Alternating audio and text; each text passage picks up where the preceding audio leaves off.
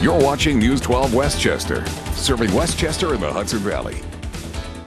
The details just get more and more horrific. Thanks very much, Tim. In fact, the three young women, they may be free from their captor, but their pain is certainly far from over and the healing really just beginning. Amanda Berry, Gina DeJesus, Michelle Knight were only allowed outside a handful of times over their 10 years of captivity. And that, along with the allegations of extreme abuse and intimidation, you have to wonder if it's even possible for them to live something resembling a normal life again. News 12's Carol Wilkinson talked to an expert to find out. They were kept in the basement like dogs. That's how one family member described the decade-long ordeal suffered by Amanda Berry, Michelle Knight, and Gina DeJesus.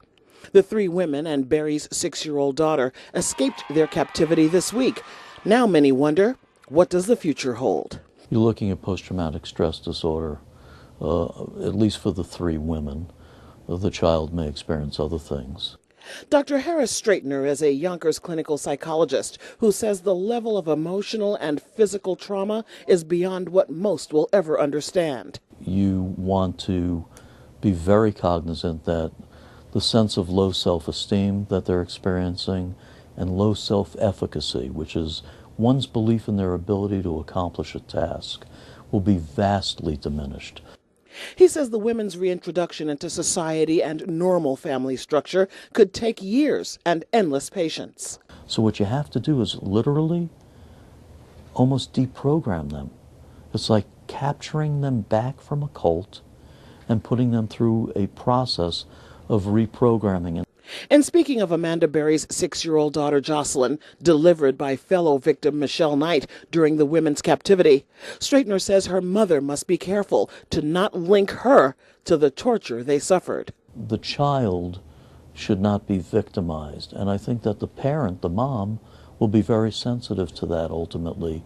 Why victimize an innocent human being because of a horrible situation?